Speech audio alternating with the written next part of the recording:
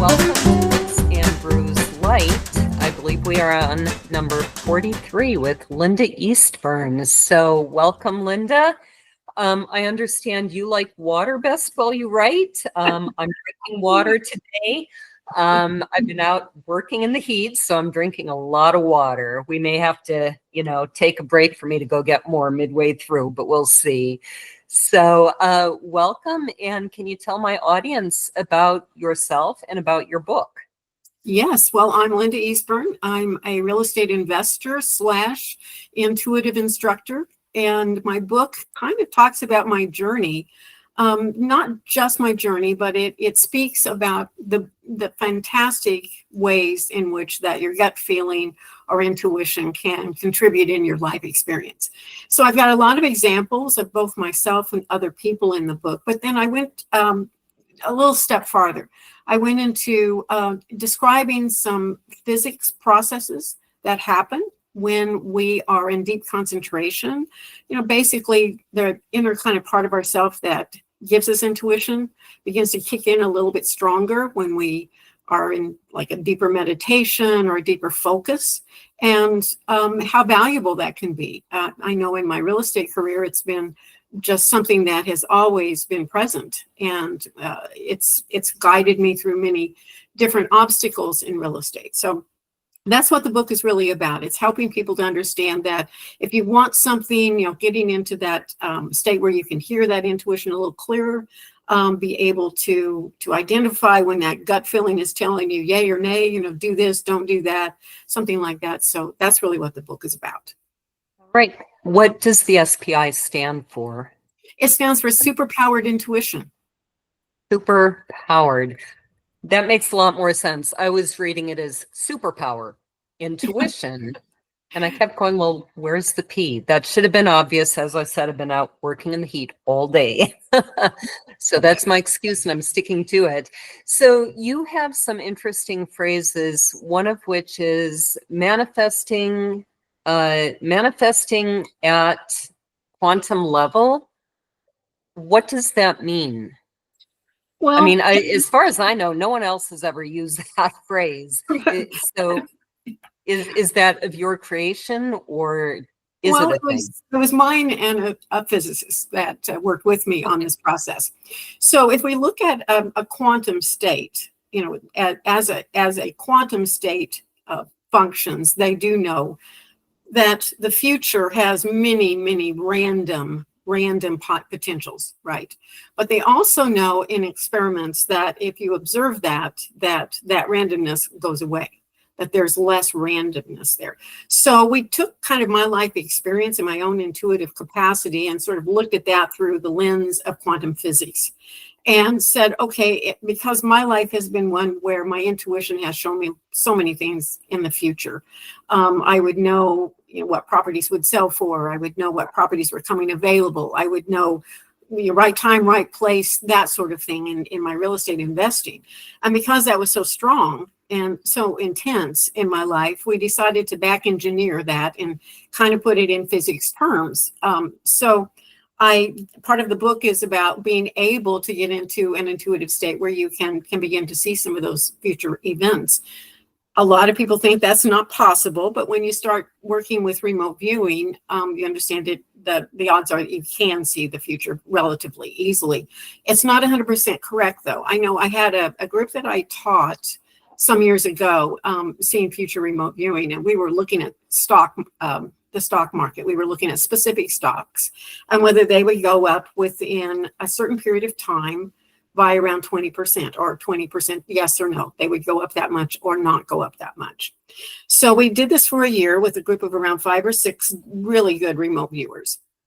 The group as a whole had around 65% success rate of seeing whether they would go up or not. I had about an 85% success rate. So I was pretty accurate on seeing those.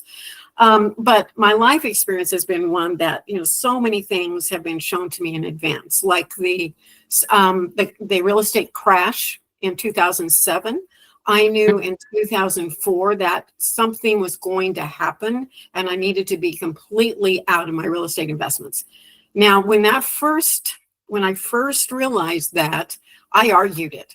It's like, no, no, because that's my bread and butter. That was my income. It's like, no, Right. I'm not going to go there. I'm not going to do that. But But can I ask a question about that? Yeah. I think a skeptic would say if you're paying attention to politics and world events, maybe some people could have seen that coming. Yes. You obviously have more experience than just this about the real estate, but how would you answer such a critic? I think it was probably in the air. I agree with you. I think you can have a lot of understanding about things with, but that's part of intuition. Part of intuition is really being, there's so many things we take in, so many things that our mind knows that we haven't processed. And sometimes when you're in tune with your intuition, that will feed right back to you. So yes, it came back to me, whether I've been paying attention to it or it was something out of the blue, I don't know. But it came back to me as, you need to be out of real estate. And so within 2 years before that crash happened, I owned absolutely nothing. And then a few years after, about 2009, I started reinvesting. So I was completely out of the market at that time. That would be that could easily that was very good luck. Yeah. Yeah, that could easily be explained by there again by the fact that you're paying attention. Some things can't be explained, like the remote viewing we do. I'm not a stock market person. We didn't know the names of the stocks we were viewing. Wouldn't have had that kind of clue toward those stocks. Those were being picked by people outside of our group. So we didn't have that information at that time. On other things like in real estate, I remember there was at one point in time, there was a rather large farm with a 3-story, 8,000 square foot home, very nice property. It sold for $1 million several times prior. It was going to go up for auction. There was no reason to believe it would sell for much less than $1 million at this time. We're driving through the farm, we're going through the land, and all of a sudden I said out loud, this is going to sell for $300,000. And it's like, well, if it sells for $300,000, we need to buy it. So we proceeded to put that loan in place in case it did sell for $300,000 at the auction. We went to the auction, it sold for $300,000, and we were the proud owners of it. So it was things like that you could say, well, I didn't, knowing the value of the property in the past, and just knowing that the condition of the property was in the same state it was the last time it sold, there would have been no way of knowing that specifically. Yeah, I feel bad for the sellers. We recently had to sell a very nice house at a loss. A lot of things going on there, so that does hurt as the seller. I wanted to back up a little bit. For the average person, I don't think they really have a clue what quantum anything means. My husband actually works in quantum computing, so I kind of do. But even for me, listening to someone who is an expert in it, it's a little bit confusing. Can you explain that on the most simple terms, that a complete beginner would begin to understand? Well, the quantum level is just simply, and I'm not a physicist, but I did work with a physicist on this process. The quantum level is simply the smallest of the smallest of the smallest of the smallest capable of measuring part of matter that we have. So on a quantum level, it seems to behave differently than larger bodies of matter. So it doesn't follow the same rules as everything else. So it was that we examined, if what I'm saying has any validity at all. Plus the physicist that I was working with, he had discovered something called torsion energy. And torsion energy is something that comes from the sun. It also is emitted by probably the human body. It's just a part of nature. But torsion energy has a really great capacity to work with both the past, present, and future. And if our consciousness does indeed work with this torsion energy, it might explain a lot about being able to know what's breaking down and what's building up in our reality, basically. Like the fact that the real estate market was reaching a bubble that was non-sustainable and was going to break down and come back, in the future at a much, much lower price because the loans that were present in 2007 were not sustainable. So if you are able to get into being sensitive to, and that's where part of the intuition comes in. It's being sensitive to that torsion energy. You may be able to identify more easily what's breaking down and what is starting to build up before it actually takes place, you see. How does this relate then to personal quantum consciousness? How would you explain that to someone who has no clue what you're talking about?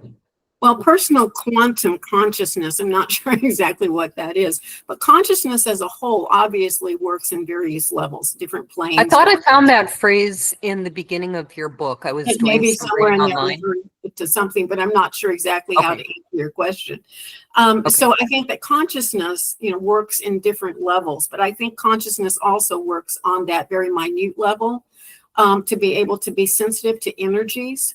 I think that's how we can, go into a room and maybe have, maybe I don't want to stay here, or that uneasy feeling that you don't want to get on the plane. You don't know what's going on with that plane. But if it goes down, obviously there was some communication taking place.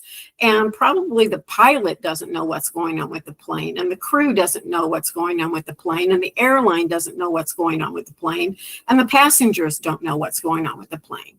But if you're really sensitive to these energies, there is a way that you can have information about substance, such as a malfunction that may cause some type of a crash. There again, I go back to that torsion energy where you can have awareness of something that may be breaking down in the mechanics of the plane and know what the future event may be, but you may not be able to spell it out, but you'll have an intuitive awareness of that. But consciousness works, I think, on all levels, a lot of different levels than what we're often aware of. Most of us are focused right here in the big matter events of our life. And so we're not really getting into those intuitive states that might give us a heads up on many things.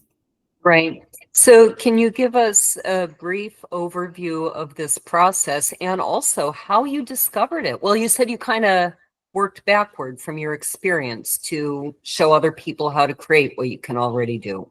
Right. Well, the seeing the future was something that had just always been part of me. It was just always there.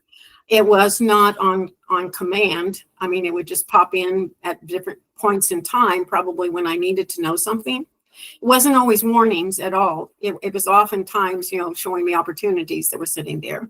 So part of that was probably just a focus-centered state of mind that was a mildly aware. I wouldn't say I was consciously aware always, but intuitively I would become aware of various things. And then after a time, I started developing my intuition on a more controlled basis through focus, concentration exercises, meditation, that sort of thing, where I began to develop a kind of a real specific sort of dialogue where I could ask a question and have a sense of an answer back. Wasn't so much a voice, but it was just a knowing, would come back in that. So I would use that frequently in life.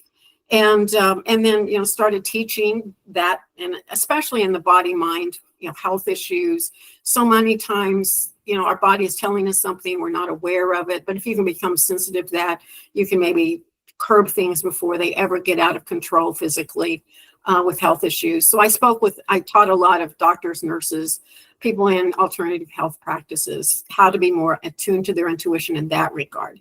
And I think a lot of people have experienced something like that. They know something's wrong, but they don't know exactly what is wrong. I know one of my students had a brain tumor, and there was no evidence that he had the brain tumor, but some part of him knew he had a brain tumor. And sure enough, when he started experiencing symptoms a few years later, they discovered he had a brain tumor, but he knew this all along. His body was giving him clues. So I think that the same way your body gives you clues about your physical body, I think life gives you clues all over the place that we're just not paying attention to. And many times, if we start paying attention to those, it can really be a revelation of success in many areas. Right. So let me ask you, these other remote viewers that how did they become remote viewers? Did it just come naturally to them, to you? And how did you meet each other? Well, remote viewing is a very structured way to get this information. So it's a different process than what I was using. I was using more of a meditation type process, opening up that dialogue. But with remote viewing, if you're doing it properly, it actually involves drawing and writing and gathering of words. And what they found was that this was it was a fairly accurate process once you learn how to kind of connect with the intuitive impressions that your body has. So I learned that both technically as well as practicing it myself. I can tell you how I was first introduced to remote viewing was at a conference. And there was a man who had gone to Russia and interviewed some people that did this remote viewing, what he called remote viewing. And they were spies for the government, and they had really perfected this. You know, Russia's very good with psychic things. So they had sort of perfected this skill of seeing like submarines and bases, you know, of our bases. So I came home not ever having heard of using it in that fashion, but I already knew my intuition was pretty keen, and I knew how to go into that deeper inner level state. At least I didn't know the writing, you know, gathering words. I didn't know that part of the process at all, but I knew how to be intuitive. So I decided, okay, I want to know if I can do this. I want to know if I can project my consciousness to a location and be able to see it. I had not, or have information about it, whether I can see it or not, but just to know what is there. So I decided to take the phone book. Remember the days when we actually had phone books? Yes, yes, I'm old enough. It's been a day or two now. But at that time, this was in the 90s, I had a phone book, and I thought I'm going to just open the phone book, pick the street. I have no idea where that street is or what the houses look like there. Even though I was in real estate, I had a decent idea of what some of them look like. But, you know, I deliberately picked out an address that I didn't know. And I thought, well, there has to be a house if there's a phone number there, right? It was a residential area. So I decided to put myself into this intuitive state and told myself to be in the middle of the street, not to invade privacy at that home in any way, and just look at the house from the outside and just describe it, you know, just to have a physical view of it. So when I first did that, there was a baby blue colored house that I saw, but every part of my intuition was saying, nope, wrong house, don't, you know, erase it. So I did. I went back in, and when I came into a visual of it, I was seeing paint on the side of the house, and I wasn't in the street, so I didn't hit that one correctly, but I could see paint runs going down the side of the house, and it was a light colored paint, a white color, I thought. So I decided to back up, get in the street like I told myself initially, and just look at the house. What I saw was a black colored roof, a one-car garage, a little sidewalk that went up to a tiny little front porch with that green fake grass carpeting, you know, that people used to put on. Right. Yeah. Yep. That was there, and a wrought iron post was at that little porch. A picture window, one tree in the front yard, picturesque, perfect placement of the tree, and that was what I saw. And I thought, well, it's a nice little one-car garage ranch style house with black siding, with black roof, white siding, and that was it. Later that day, I drove by. The baby blue colored house was right next door. Now there's a lot. There's a lot to the answer to that. What we found, and what remote viewers have found, is oftentimes if there's a more interesting target around you rather than the target you're supposed to be on, sometimes they'll catch your attention, and you'll describe that too. But luckily, my intuition told me that was wrong. So I went, I looked at the house. I got two things wrong, which is easy to do when you're remote viewing. The garage was on the opposite side, but it was a small one-car garage. And the paint was a pale gray rather than white. So those were the only two things that I got wrong. So I realized, okay, I was probably on target with this house. But I went on for the next year, and every week I would do 3 or 4 of these houses and then drive by them. And I got so good at it. I mean, it was either I was like 100% on or I was 100% off is what was happening. So I had to, you know, to take that into consideration. You can be completely wrong on your target. But I got so good at it, I decided, okay, I need to challenge myself more. I need to ask the question at the end of each one of these sessions, give me one thing at this house that identifies it separate from any of the other houses that I am looking at. And what I started seeing were things like a blue tarped boat in the back, you know, right side of the backyard, and sure enough, it would be there. Or I would see some kind of a little ornate yard ornament that I would describe, and sure enough, it would be there. And I remember one time, and this was really odd, I saw something coming in right in the front of the house. I knew this neighborhood wasn't a really rich neighborhood. It should have been like older, smaller houses. So if this would have been in a rich neighborhood, I might have identified it as the driveway, but I identified it probably as a sidewalk. But it came in right in the middle of the front yard, turned to the left, circled around, and went, to the other side of the house. When I drove by, it was actually the driveway, and it looked exactly like that. It was an S curve on this very tiny lot. It was very strange, but that's where the driveway was. So there were things. Would you say that this remote viewing is more a gift or more something that can be learned? I think or some people, combination. I think anyone can learn it, especially the technical remote viewing where you draw and write out things. It largely depends on how sensitive you are and how focused you can be. But the more focused and sensitive you are, the more information you will probably get correctly. Most people just go about their lives and don't give it a lot of credibility of how it can enhance their life. Therefore, they don't put the time and effort into it like I did. I found it a fascinating journey, a mystery that was just really, really bizarre.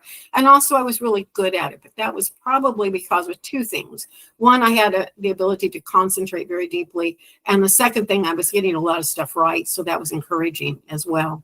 But I was one of the criticisms I've heard of remote viewing, I tend to hear about it on programs like the Y-Files or Right. on, things that portray themselves as, maybe this is a legend, maybe it's true. But one of the criticisms I've heard is that a lot of this remote viewing is done in ways like, for instance, a Russian remote viewing an American base. They really have no way of actually verifying.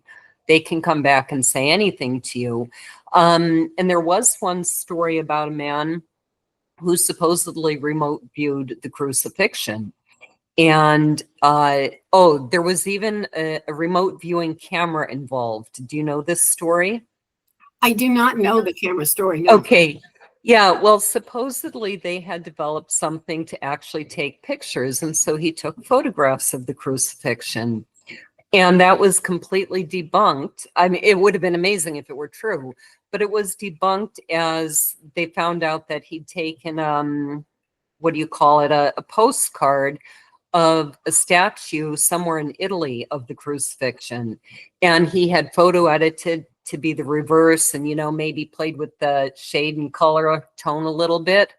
So stories like that get out and people go, come on, you're making this up. So I like that you went back and found proof. Well, for me, I had to know if it was something I could trust or not, because remember, I was using it in my everyday life. So you have to really count on it. It has to be something you can really verify. And you have to know your percentage rates, because, for me, it was around that 15% percentage rate that I was not getting correct. And when I was off, I was completely off.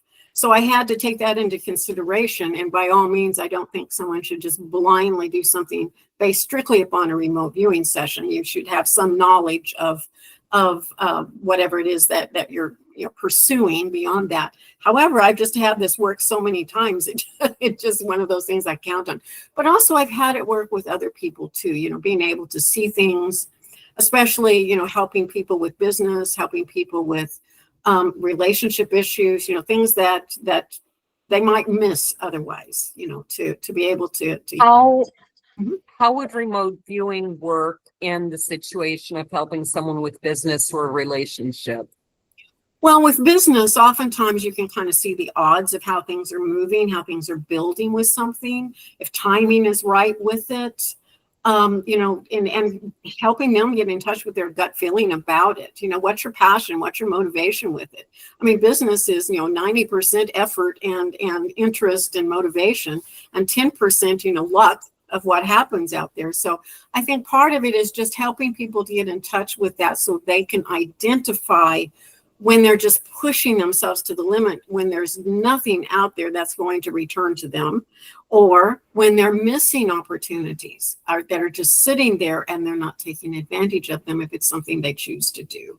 I know there was one man that and largely it has to do with the psyche of the person too. What is it that you want in life? That's a big part of motivation. But I was working with a man who was a university professor, and he hated his job. He absolutely hated it. And he said, what I really want to be is working in nature. So we looked into, future possibilities, found a nature camp he could go work at immediately. He quit his job, went to do that, and has been a happy camper ever since. So sometimes it's just That's a great story. Yeah. Right. Do you have a reading ready for us? Okay. The future is not set in stone, and I think we all would agree with that, but comes out of many probabilities. By identifying patterns, the future is predictable based on habitual choices and behaviors. For instance, if you have a frequency pattern of loneliness, it will show going forward. It is an easy thing to see in your future, but you are capable of changing this frequency pattern and creating a new frequency pattern of having many friends.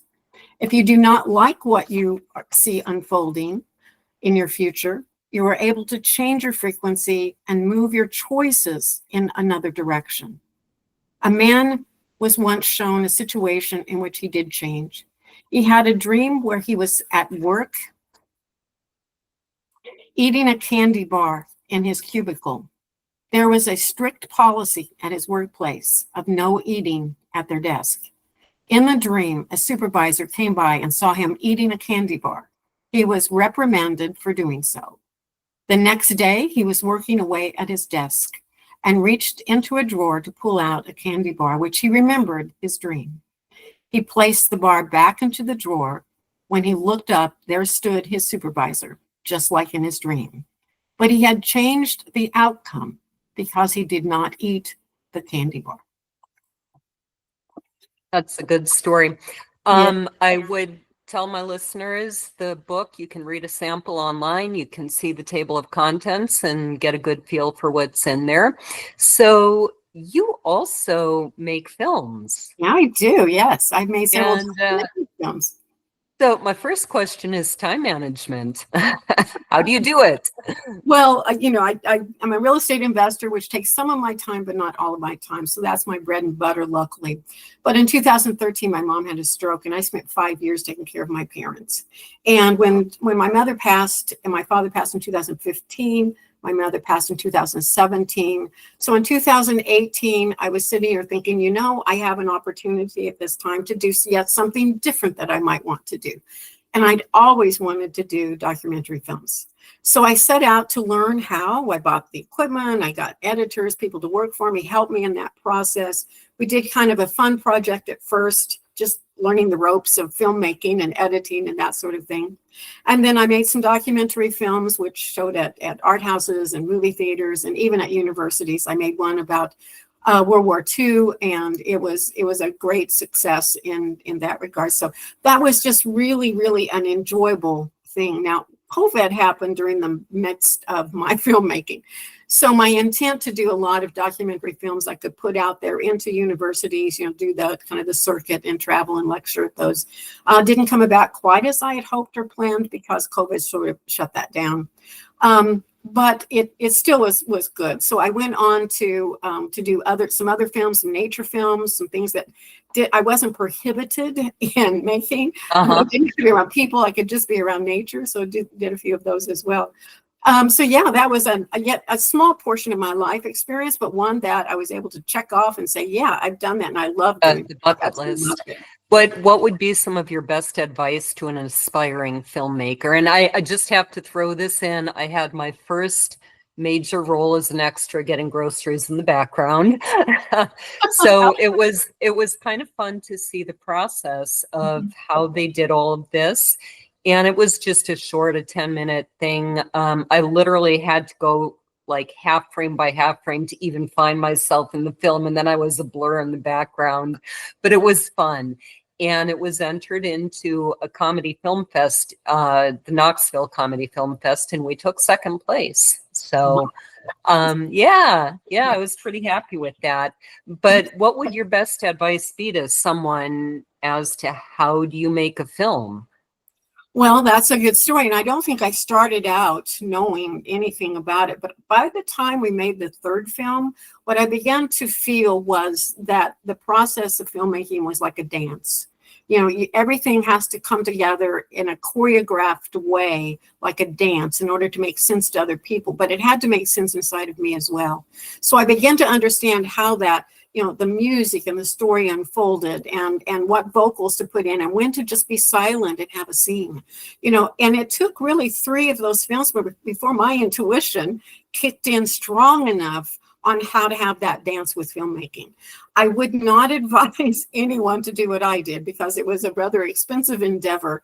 Film is not cheap to make. It just isn't. There are too many people and too much work and effort. So be prepared. I didn't use script. I would just do the interviews for the documentaries, and then I would fill in the blanks and create the film thereafter. I love doing that. It's like storytelling. You know, it has to bring out the emotions of the people watching it, as well as get the message across as well. And I feel really proud of the films that I made, but I would suggest studying film and understanding that you have to be 110% in the process. It's rather expensive unless you can do all the work yourself. Some people who are more capable than I was with the technical portions of that could probably go out and make a really nice documentary film.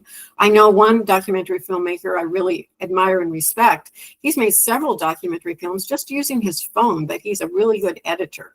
Has a degree. That was one of my questions was, you know, I've heard criticisms of some segments of movie making where they say you didn't need anything more expensive. You just need better camera angles or better lighting, and you just didn't have the skills. So I was kind of curious, you know, how much is it having the right equipment? How much is it having things like lighting and angles? I probably bought more than I needed to.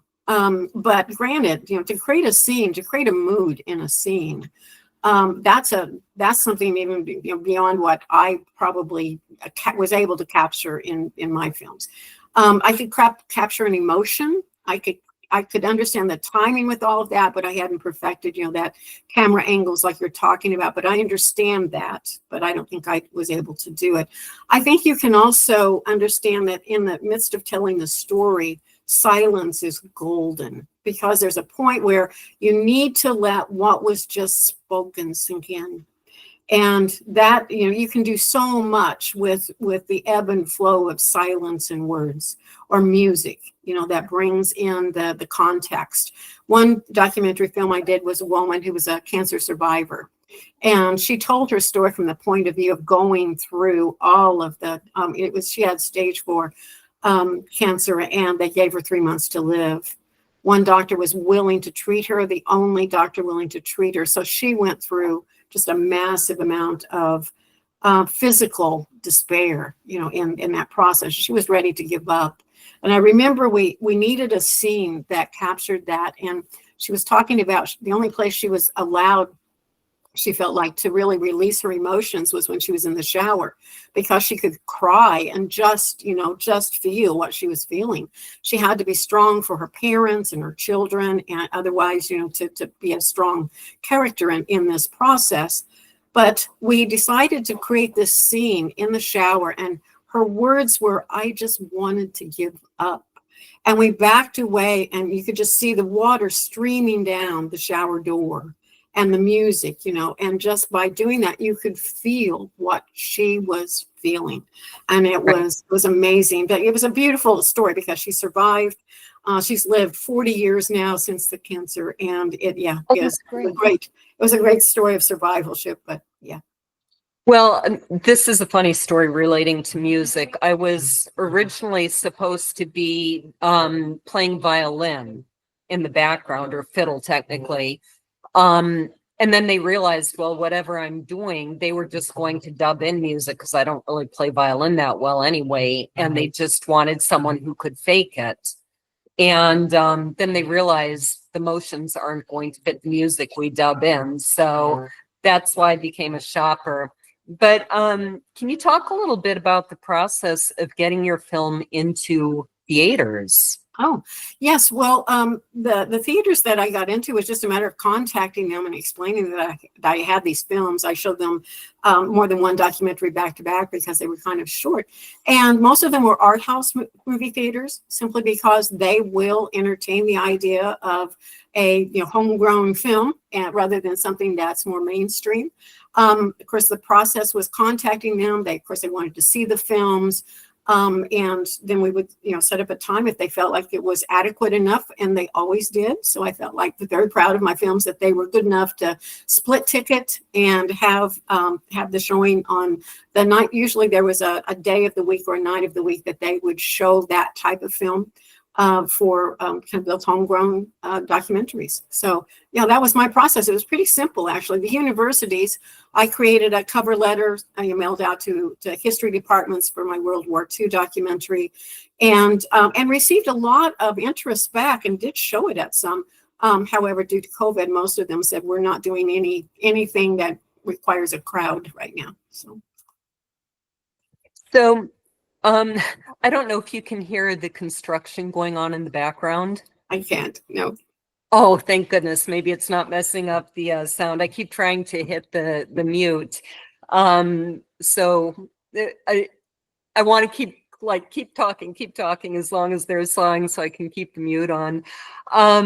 You have a line in the beginning of your book where you say, I want to address a couple of things. One is that you say time isn't linear, and the other is you say physicists know, and you use the word know, that time runs both ways.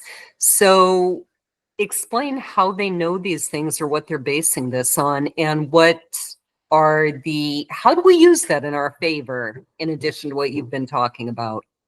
Well, that line comes from my physicist friend, and so I'm not going to be able to give you much of the technicalities of that because of that.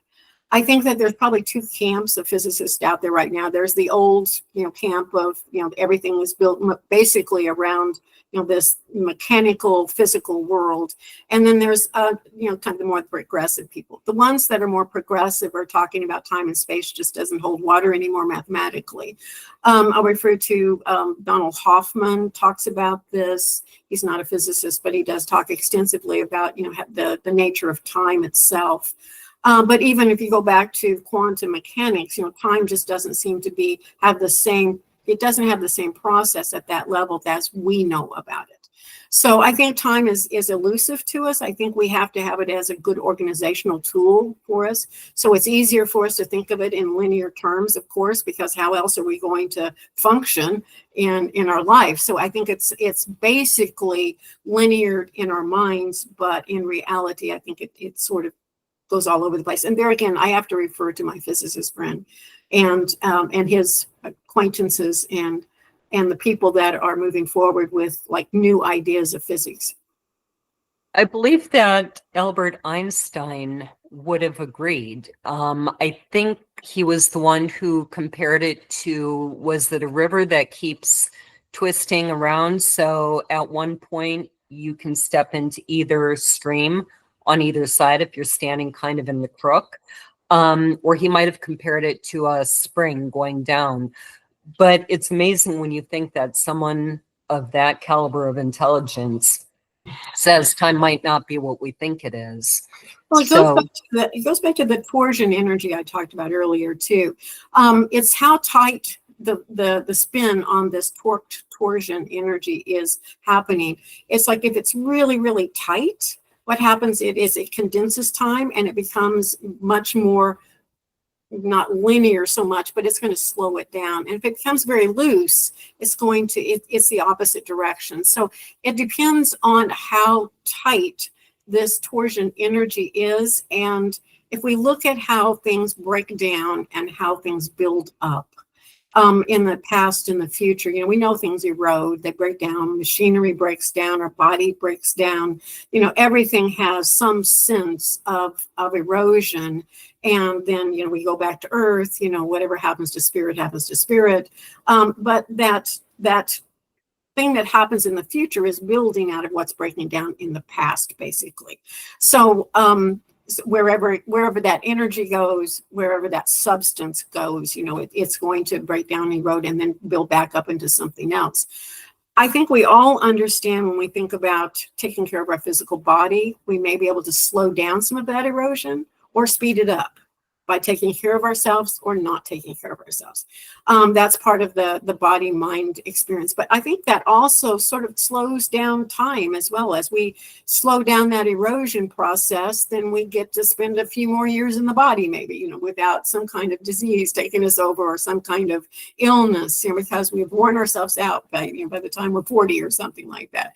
So we can see it in those big properties, but on a small, minute level, if we look at time on a quantum level, it's really significant of how time is processed. So it may not be quite 100% linear like we think of it, because it may be more flexible.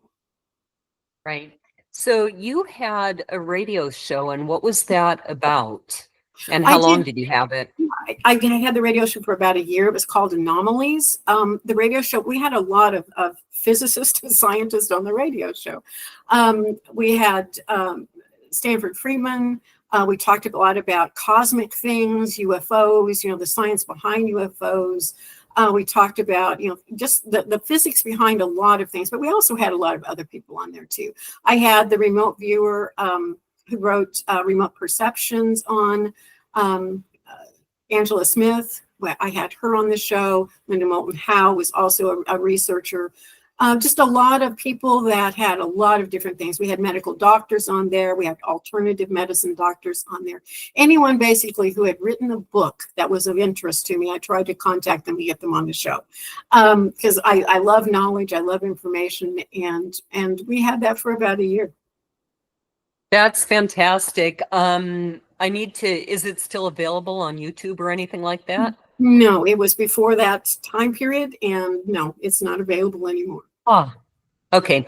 My first episodes of Books and Brews actually were at a radio station, and at some point, I think they don't have the recordings. So we only lost about 6, thank goodness, before we went to our own podcast. So you do have an interest in Bigfoot and UFOs, and again, I'm going to assume you believe that they are real. I actually don't have any evidence other than the people. Oh, interesting. Yeah, no, I really don't. I have never seen anything. I saw an orange light one time. Who knows what it was? But it was interesting anyway. I did see this orange light. My mother, however, did see a craft that she has no idea what it was, and it was pretty low to the ground, silver light craft. And that night, that same night, the neighbors saw some light in their backyard. They lived in the country on a farm, so there shouldn't have been anything back there, but something was on the ground. So who knows about that either? So I've interviewed a lot of people. I've interviewed a lot of people who've had some very strange experiences and totally unexplained. I personally have not. My Bigfoot show, though, on YouTube that came about, very interesting story. Talk about seeing the future. I was really wanting to get an international audience with my films. And, that wasn't really happening very fast. COVID was happening. And, you're just a tiny little filmmaker. It's really hard to get your work out there in big places. So, but I had been introduced to YouTube. I'd never even watched a YouTube show in my life. But my editor was younger than I, so he was really into BigTube, and he said, hey, let's do something, put it on YouTube. So I was doing this little show I called Intuitive Journeys, and it was okay. We had 400 or 500 views. It was very small, very minor. And one day I intuitively got the impression that, Bigfoot was giving me this information that there was going to be a conference coming to town. Went to the conference, found a really interesting man who he hadn't seen a Bigfoot, but he analyzed the Sierra sounds that were recorded back in the 70s by Ron Moorhead. So he was a linguist with the U.S. Navy. And what he recognized when he heard those Sierra sounds is like, wait a minute, because he had listened to so many foreign languages and he had to decipher not what they were saying, but the inflections of the language that they were saying, what was intended behind a lot of that language. So he decided to take the Sierra sounds and really put them to the test. And he had a really interesting and very scientific process of this. So I got an interview with him. And it was 6 hours, 3 cameras, just a really intense interview with this man. Put it up on my YouTube channel as an independent show, documentary show called Bigfoot the Language. And it took off and got 265,000 views. So it put me known in the Bigfoot world, even though I knew nothing about Bigfoot. But suddenly I had this huge audience, and still do, 14,000 subscribers to the channel. And I still honor that. I do. I release about one interview a week, just with people who are telling their story. Whether it's true or not, I have no way of knowing. I don't believe 50 people probably are making up this story, though. They're seeing something, not sure what. I have to tell you a funny story about that. I was once on a friend's production of, I forget what it's called, Who's the Lie or something like that. You've probably seen this format where 3 people tell a short story and the audience has to decide who's lying. So I was on, I think I told a story about when my marching band, we saw a funnel cloud coming down for a tornado, and the first part of the band ran into the school because we were in the parking lot and this literal funnel cloud coming down over the football field. We thought it was wise to get out of, the open. And the drum major came marching in about 10 minutes later with the rest of the band, and he chewed us out and he said, the Osseo marching band does not run from anything. So that was my story, a little bit, maybe padded it a little more with other stuff. One of the other stories was I was called the liar that night. Then we did a second night, and one of the stories was a man who told about how he worked at this circus, and not a circus, a zoo, a small privately owned zoo, and the lion disappeared. And long story short, he was told the lion went to join the Red Baron's Flying Circus. Well, he didn't know what that was, but he happened to stumble across the book and went, wait a second, a lion is not with the Red Baron's Flying Circus. Lions don't fly planes. And so they started looking for this lion, and they found the dead body behind the commissary. They cut off one of its fingers and took it to the owner and said, we found your lion. And he finished the story with, and that's how my next semester of college was paid for. And he was declared the liar. And the funny thing was, in both cases, we were telling the truth. Mm-hmm. So that was a wild story. So, sometimes the wildest stories are actually the ones that are more likely to be true, because who would even think that up? Exactly. And so many of them, they're just fleeting sightings. But sometimes, with people that are out in the woods or hunting, or they're out and fishing or something like that, and totally by surprise, they look up and there's something that's huge. It's just a gigantic thing that's standing there. And most of them talk about how human-like the face is. And, that's not a bear.